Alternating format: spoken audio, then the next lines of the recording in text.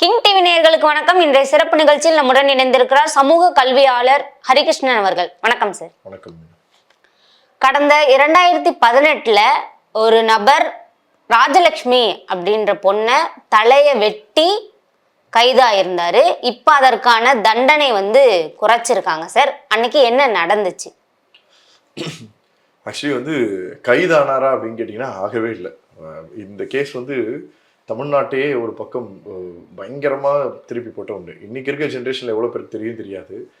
கரெக்டாக சொல்லப்போனால் 7 வருஷங்களுக்கு முன்னாடி இதே மாதங்கள், இதே நவம்பர் மாதத்தில் தான், நவம்பர்லேருந்து டிசம்பர், அதாவது அக்டோபர் 18ஆம் தேதி எக்ஸாக்டாக சொல்லணும்னா அந்த மாதிரி டைமில் ஒரு மிகப்பெரிய தமிழகத்தை புரட்டி போடக்கூடிய ஒரு சம்பவம் யாருக்கும் தெரியாமல் மறைக்கப்பட்டுச்சு. பேசப்பட்டுச்சுன்னு சொல்கிறத விட மறைக்கப்பட்டுச்சு அப்படின்னு சொல்லலாம். ஏன்னா சேலம் மாவட்டத்தில் நடந்தது. அன்னைக்கு இருக்கக்கூடிய முதலமைச்சராக இருந்தவர் அந்த மாவட்டத்தை சேர்ந்தவர்ன்றதுனால இந்த மாதிரி ஒரு கேஸ் வெளில வரக்கூடாதுன்றதுக்காக ரொம்ப பெருசாக நடந்துச்சு அப்படின்னு பேசிச்சாங்க. இப்போ லோக்கல் மீடியாவில் மட்டும்தான் முதல்ல பப்ளிஷே ஆச்சு அந்த செய்தி. என்னன்னா, ஒரு ஒன்லைனில் சொல்லணும்னா, ஒரு சிறுமி ஒருவரால் தவறான ஒரு செயல்பாடுகளால் பயன்படுத்தப்படுறாங்க. அந்த பயன்படுத்தப்பட்ட அப்படின்ற ஒரு விஷயத்த, அந்த தகவலை அந்த சிறுமி அவங்க அம்மா கிட்ட சொல்கிறாங்க. அம்மா கிட்ட சொல்லிட்டு இருக்கும்போதே அம்மாவுக்கு விஷயம் போயிடுச்சு அப்படின்ற அந்த தகவலை தெரிந்த அந்த நபர் அந்த வீட்டுக்கு வராரு. அவங்க அம்மா ஒரு அடி அடிக்கிறாங்க. அந்த பொண்ணோட தலைமுடியை பிடிக்கிறான்.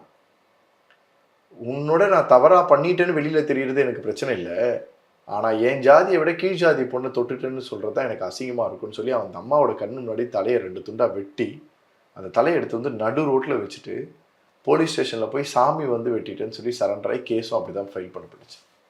அப்படி ஒரு நிகழ்வு தான் இப்போ நடந்த அந்த மாதிரி ஒரு சம்பவத்தை தான் இப்போ நாம் இந்த வீடியோ மூலியமாக பேச போகிறோம்.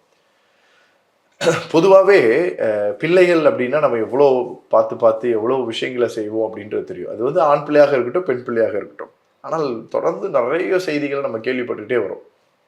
நிறைய பேர் குரல் கொடுத்துட்டும் வரும். மிகப்பெரிய சந்தோஷமாக இருந்தது. ஏன் கோயம்புத்தூரில், இந்த திருப்பூர் மாவட்டங்களில் கல்யாணமான திருமணமான ஒரு அடல்ட் பெண்ணு கூட எந்த அளவுக்கு சப்போர்ட்டிவ் நம்ம ஊரில் இருக்கவங்களாம் கொடுக்க முடிஞ்சது தெரிஞ்சுது.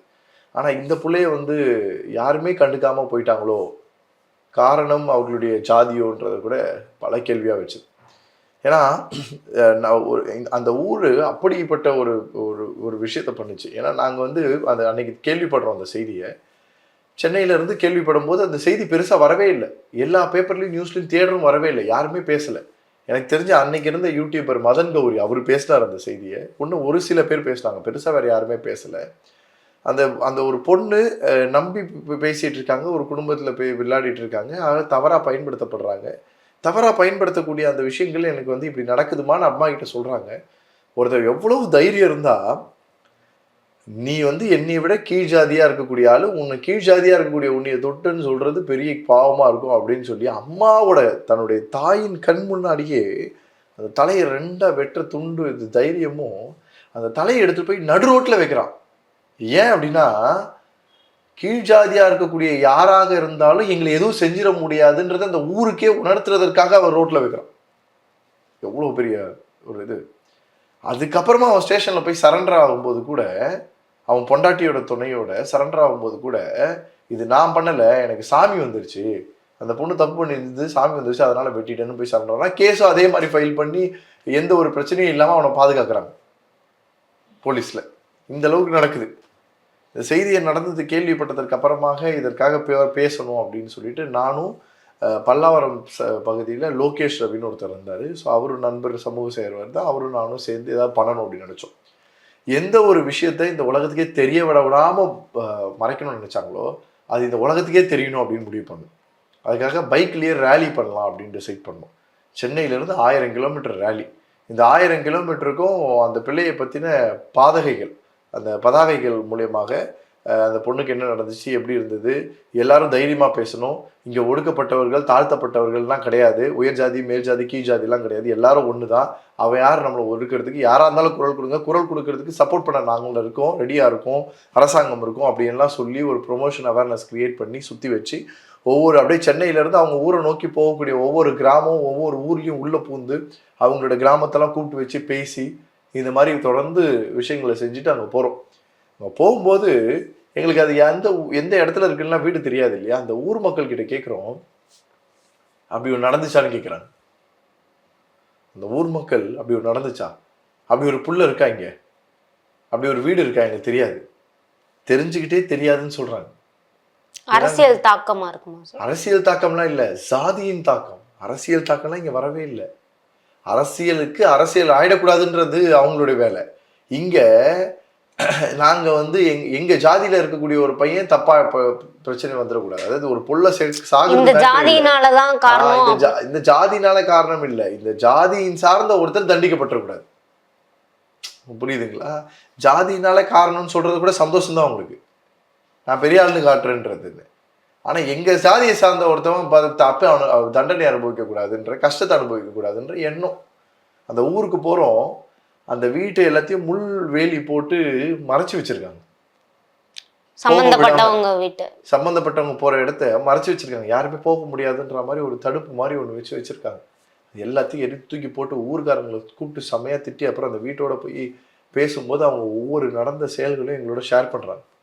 அப்போதான் எங்களுக்கு தெரிஞ்சுது அவங்களுடைய வலியும் வேதனையும் ஒவ்வொரு இடத்துலையும் எப்படி இருந்திருக்குன்ட்டு. அந்த பிள்ளை சொல்லுதான், அம்மா இந்த மாதிரி அந்த அண்ணா வந்து 12 வயசு கூட இல்லைம்மா அந்த பிள்ளைக்கு, 8வது படிக்கிற பிள்ளை. அந்த பிள்ளையை நீங்கள் பார்த்தீங்கன்னா தெரியும், ஒரு மெரூன் கலரில் ஒரு யூனிஃபார்மை போட்டுக்கிட்டு, அந்த மிடில் ஸ்கூலில் படிக்கிற யூனிஃபார்ம் போட்டுக்கிட்டு, ஒரு ஷால் போட்டுக்கிட்டு, ஒன்றுமே தெரியாத அப்பாவி குழந்தை. அந்த அப்பாவி குழந்தையெல்லாம் எப்படி மனசு வந்துச்சுன்னு தெரியல. அந்த அம்மா சொல்கிறாங்க, என் கண்ணு முன்னாடி வெட்டினான்ப்பா அப்படின்றாங்க. எப்படி இருந்திருக்கும்? அம்மாவுடைய கண்ணு முன்னாடி தலைமுடியை ஒருத்தவங்க பிடிச்சாலே கோவம், குடும்பத்துல இருக்கிறவங்க பிடிச்சாலே கோவம் வரும். எப்படி தொடலான்னு சொல்லி சண்டை வரும், சண்டை போடுவாங்க. தலைமுடியை பிடிச்சி செவுத்துல இப்படி அடிச்சு அருவாளை எடுத்து அப்படி வெட்டுற அந்த அம்மாவெல்லாம் வந்து உசுறு அன்னைக்கே போயிடுச்சு. அந்த அம்மா வந்து பேச்சு மூச்சு இல்லாம ஆயிட்டாங்க. ஒரு வாரத்துக்கு கிட்டத்தட்ட யாருக்கூடையும் பேச முடியல, என்ன நடந்ததுன்னு நினைக்க முடியல. அந்த வீட்டுக்கு போறவங்க அம்மா அந்த வீட்டை காட்டுறாங்க. அந்த வெட்டும் போது செவுத்துல அருவாள் பட்டு அது பேத்துக்கிட்டு இருக்கும்ல, அது அந்த தரையில பேத்துக்கிட்டு இருக்கு, அதெல்லாம் வந்து காமிக்கிறாங்க. அப்படியே சைட்ல காட்டுறாங்க, அந்த பிள்ளையோட ரத்தம் செதறி கிடக்குது, அந்த வீடு ஃபுல்லா செதறி கிடக்குது. அவங்க பேச பேச அவங்களுடைய ஒவ்வொரு சோகத்தையும் கேட்குறோம்.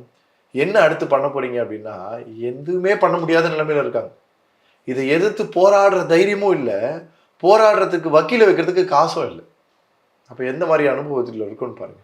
அதுக்கப்புறம் நாங்கள் ஒரு ஆக்ஷன் எடுத்து இது வந்து மறைக்கப்படுறத ஊடகத்துக்கு முதல்ல வெளியில் கொண்டு வரணும் அப்படின்னு சொல்லிட்டு அது என்ன பண்ணலாம் அப்படின்னு யோசித்தோம். எவ்வளோ பேருக்கு பேசணும், எந்த ஊடகமும் தயாராக இல்லை.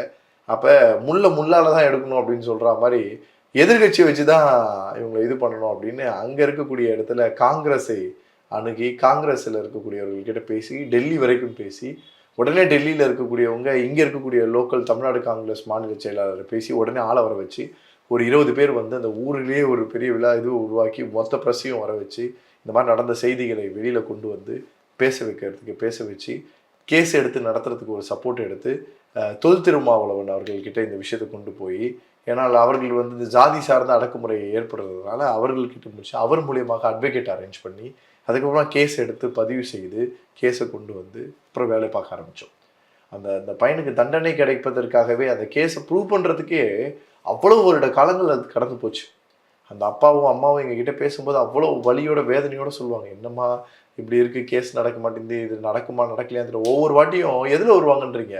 ஒரு டாடா ஏசியில் யாராவது ஒருத்தவங்க வீட்டுக்கு ஏதாவது இது பண்ண போனாங்கன்னா அதில் ஏறி பிடிச்சிக்கிட்டு இப்படி நடந்துக்கிட்டு வருவாங்க. இப்படி தான் வருவாங்க. அந்த ஊரை விட்டு சென்னைக்கு வரும்போது சென்னைக்கு அப்படி தான் வருவாங்க. இந்த மாதிரி அவ்வளோ கஷ்டங்களுக்கு நடுவில் சென்னைக்கு வந்து அந்த கேஸ் எடுத்து போராடி எல்லாம் பண்ணி ஒன்றும் நடக்காமல் கடைசியாக மரண தண்டனை அனௌன்ஸ் பண்ணும்போது எனக்கு ஃபோன் அடித்தாங்க. இந்த மாதிரி மரண தண்டனை கொடுக்குறாங்கப்பா நம்ம பாப்பாவுக்குன்னு சொல்லுவாங்க. என்னைய பிள்ளைய மாதிரி நினச்சிட்டு பேசிட்டு நம்ம பாப்பாவுக்குன்னு இப்படி ஒரு சந்தோஷம் இருந்தது. இன்னைக்கு திடீர்னு கோர்ட் வந்து ஒரு செய்தியை வெளியிடுகிறது, இது மரண தண்டனையாக இருக்க போறதில்லை, தண்டனையை குறைக்கிறோம். சத்தியமாக சொல்கிறேன், இந்த உலகத்தில் இந்த பிள்ளை மாதிரி ஒருத்தர் கூட வரக்கூடாதுன்னு நினச்சேன். என் வாயால் சொல்கிறேன், இன்னைக்கு இருக்கக்கூடிய இதை பார்க்கும்போது தினம் ஒவ்வொரு நிமிடத்துக்கும் இந்த மாதிரி ஒரு பிள்ளை அனுபவிக்கும்ன்றத அனுபவிச்சு தான் ஆகணும், அதான் தலையெழுத்துன்றது தான் இவங்கெல்லாம் தீர்ப்பாக கொடுக்குறாங்களோ அப்படின்றது மனசு வலிக்குது. இப்போ தண்டனை குறைச்சதுக்கான ரீசன் என்ன சார்?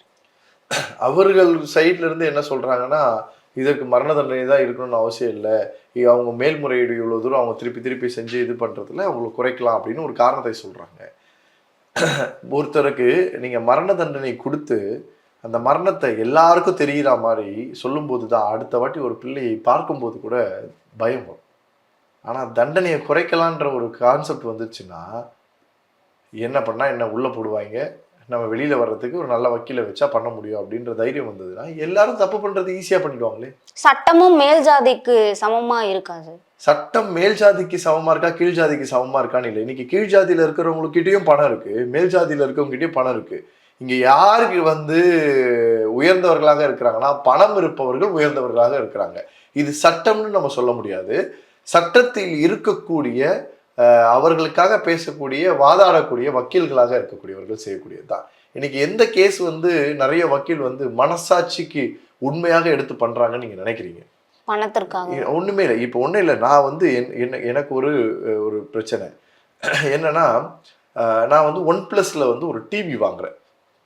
2 வருஷம் OnePlusல வாரண்டி கொடுக்குறாங்க. வாரண்டி முடியறதுக்கு முன்னாடி சர்வீஸ்க்கு ரிக்வெஸ்ட் பண்றேன். சர்வீஸ் ஆட்கள் வரவே இல்லை. திருப்பி கம்ப்ளைண்ட் ரைஸ் பண்ற வரவே இல்லை. நான் எங்க வாங்கணும்னா அங்க ரைஸ் பண்றேன். அதுக்கப்புறம் திருப்பி இவங்க கிட்ட சொல்றேன். அதுக்கப்புறம் கடைசியா OnePlusலயே ஏன்னா டேட் முடிய போகுது, ஜூலை மாதம் முடிய போகுது. ஜூலை மாதம் முடியறதுக்கு முன்னாடி கம்ப்ளைண்ட் ரெஜிஸ்டர் பண்ணுறேன். திருப்பி அவங்க வருவாங்கன்றாங்க, வரல. அப்புறம் தான் விஷயம் தெரியுது இவங்களுக்கு சர்வீஸ் ஆளே இல்லை. ஏன்னா அந்த டிவி இதுவும் மூடிட்டாங்க இவங்க. அப்போ இல்லைனாலும் நான் கம்ப்ளைண்ட் ரைஸ் பண்ண வேண்டியது அவங்க பொறுப்பு, அவங்க பண்ணி தரேன்றாங்க. சரி, வாரண்டி முடிஞ்சாலும் கவலை இல்லை, நீங்கள் கம்ப்ளைண்ட்டை வாரண்டி இருக்கும்போது ரைஸ் பண்ணிட்டீங்க, அதுக்குள்ளே நாங்கள் பண்ணித்தர வேண்டியது எங்கள் பொறுப்புன்றாங்க. 3 மாதம் ஆகுது பண்ணலை, 4 மாதம் ஆகுது பண்ணலை, 5 மாதம் ஆகுது பண்ணலை, இழுத்துக்கிட்டே இருக்காங்க, பண்ணவே இல்லை. அப்புறம் 6 மாதம் 7 மாதம் கழிச்சு கொடுத்தா வாரண்டி முடிஞ்சிச்சு, இதுக்கப்புறம் பண்ண முடியாதுன்றாங்க. நான் திருப்பி அதை கேஸாக ஃபைல் பண்ணுறேன். திருப்பி அவங்க ரிப்ளை பண்ணுறாங்க. இப்படியே கான்வர்சேஷன் போகுது. பண்ணலன்றாங்க. அப்புறம் சொல்கிறாங்க ஒரு 500 ரூபா வவுச்சர் கொடுக்குறோம், நீங்கள் இதை ரிமூவ் பண்ணிவிடுங்க, முடிச்சிட்டேன்னு சொல்லுங்கன்னா நான் ஏன் பண்ணணும்?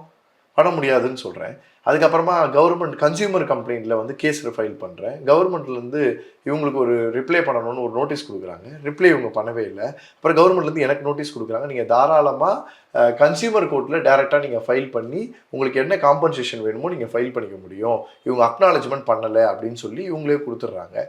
இப்போ நான் கன்சியூமர் கோர்ட்டுக்கு போகணும். எனக்கு கன்சியூமர் கோர்ட்டோட நாலேஜ் கிடையாது. ஆன்லைனில் இந்த ப்ராசஸ் பண்ணுற நாலேஜ் இருக்குது, போகணும். இப்போ நானாக அப்ளை பண்ணி அப்பியர் ஆகலாம், பட் எனக்கு கரெக்டான ப்ரொசீஜர் தெரியாதுனால ஒரு வக்கீலை கேட்குறேன். வக்கீல் என்ன சொல்கிறான், நீங்கள் 15 லட்ச ரூபா கூட வாங்கலாம் சார், வாங்குறதுல 70% என்கிட்ட கொடுத்துருங்கன்றாரு. வாங்குறதுல 70% என்கிட்ட கொடுத்துருங்க, உங்களுக்கு 30% வந்துடும்.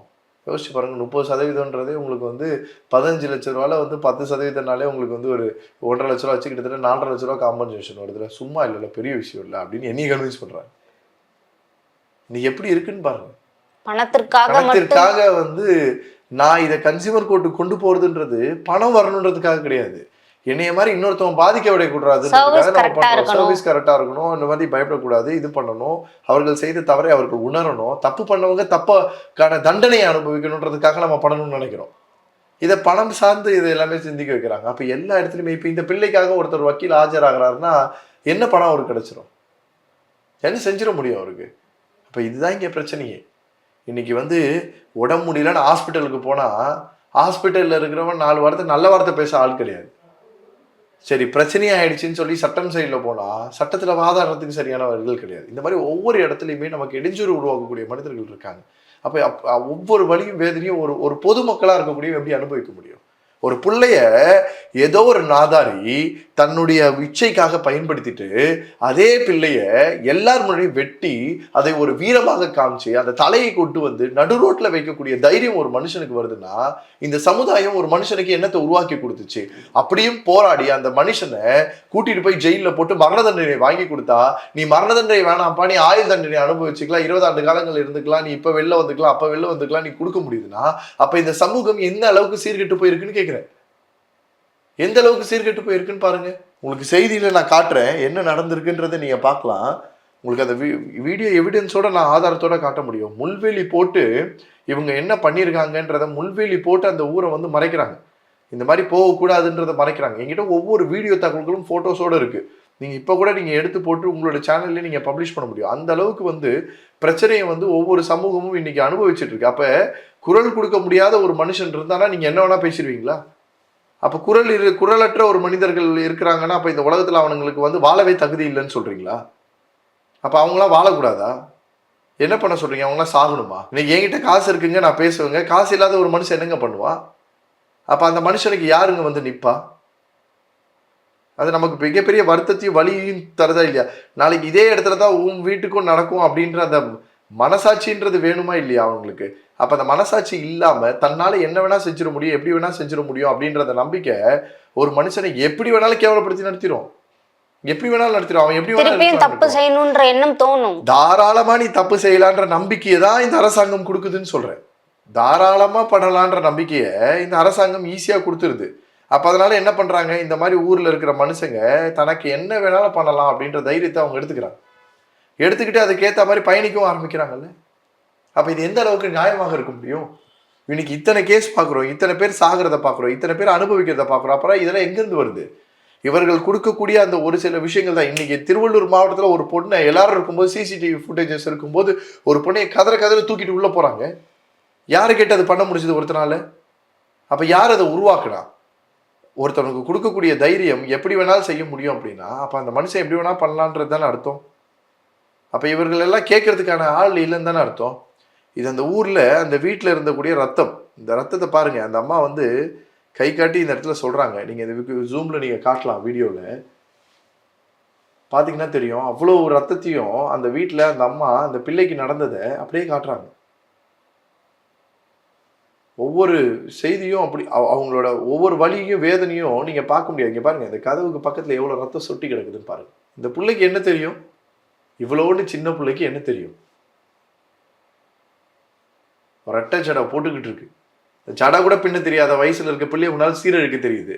சீரழிச்சவன் இன்னைக்கு சந்தோஷமா வாழ முடியும். சீரழிச்சவன் சந்தோஷமா வாழ்ந்துட முடியும். சீரழிச்சவன் வாழ்ந்துடலாம். ஆனா அந்த சீரழிக்கப்பட்டவன் பட்டதுனால அனுபவிச்ச தொழில் காவல்துறையுமே இந்த கேஸுக்கு ஆதரவா தானே சார் இருந்திருக்காங்க. இருக்கும்போது அப்படிதான் போச்சு. அதற்கப்புறமாக போக போக இவ்வளவு அழுத்தங்கள் வர வர வர வர அதுக்கப்புறம் இந்த கேஸ் என்னவோ அந்த எஃப்ஐஆர் படி அந்த ப்ரொசீஜர்ஸ் ஃபாலோ பண்ணி அதை இது பண்ண ஆரம்பிச்சாங்க. அது வரைக்கும் இதோட பிரச்சனை வந்து ஓயவே இல்லை. இந்த ஊருக்கு போறதுக்கு ஒரு புல்வெளி போட்டு தடுக்கிறாங்கன்னா பாத்துக்கோங்களேன். யாருமே வரக்கூடாதுன்னு ஒரு புல்வெளி போட்டு தடுக்கிறாங்க. அப்ப எப்படி இருக்கு சமூகம் பாருங்க. இது யார் பண்ணியிருப்பா? ஊர்காரன் தானே பண்ணியிருக்கான். ஆமா, ஒவ்வொருத்தருக்கும் தைரியம் என்ன நடந்துட போகுதுன்னு. ஈவன் நாங்க அன்னைக்கு ராஜலட்சுமியை பார்க்க போன அதே நாள் டீ கடையில வந்து நிக்கிறோம். டீ குடிச்சிட்டு இருக்க ஒரு நியூஸ் ஓடுது, ஃபிளாஷ் ஆயிட்டு இருக்கு. ஒரு பெண் பாலியல் வன்கொடுமை செய்யப்பட்டிருக்காங்க. அந்த ஊரை சேர்ந்த மேல் ஜாதியினால வன்கொடுமை செய்யப்பட்டிருக்காங்க. இன்னொரு நியூஸ் வருது. அப்படியே என்னடா அது அப்படின்னு சொல்லி போய் பார்த்தோன்னா, தர்மபுரி பக்கத்துல ஒரு காட்டுக்குள்ள எந்த ஊர்னே தெரியாத இடத்துல இருட்டுல பயணிச்சு அங்க போய் பார்த்தோன்னா, அந்த புள்ள பீரியட்ஸ்ல இருக்கிறதுனால எப்பவுமே ரெகுலரா ஊர்ல எல்லாம் நிறைய பேர் கழிப்பிட வசதி இருக்காது. பீரியட்ஸ் இருந்ததுனால அர்ஜென்ட்டுக்கு பாத்ரூம் போகணும்னு தனியா போயிருக்க பிள்ளைய அந்த ஊரை சேர்ந்த ஒரு 2-3 வாலிபர்கள் சேர்ந்து பீரியட்ஸ்ல இருந்த பிள்ளைய கற்பழிச்சு கொலை பண்ணாங்க. அந்த பிள்ளை சாகிறதுக்கு எடுக்க முடியாம ஒரு கேஸ். அதை நாங்க போய் நேரில் பார்த்து அந்த விஷயத்த பண்ணோம். விழுப்புரம் மாவட்டத்துல அதே மாதிரி ஒரு பிள்ளையோட அப்பா கவுன்சிலரோட பிரச்சனை ஏற்பட்டதுனால அந்த கவுன்சிலர் என்னையே நீ பிரச்சனை பண்ணுவியான்னு சொல்லி வீட்டுக்கு வந்து அவங்க அப்பாவை அடிக்க வந்தவர், வீட்டுல யாருமே இல்லை, ஒரு புள்ள மட்டும் தான் இருக்கு, ஜெயலட்சுமின்னு ஒரு புள்ள மட்டும் தான் இருக்குன்னு அந்த பிள்ளைய உயிரோட பெட்ரோலை ஊத்தி எருப்பால எரிச்சு கொலை பண்றாங்க. உசுருக்கு போராடிட்டு இருக்க அந்த பிள்ளைய நாங்க நேர்ல போய் சந்திச்சு வாக்குமூலம் எடுத்தோம். சாகிறதுக்கு முன்னாடி அந்த புள்ள சொல்லுதுமா வாக்குமூலத்தை. இப்படி ஒவ்வொரு இடத்துலயும் அவ்வளவு செய்திகள் இருக்கு.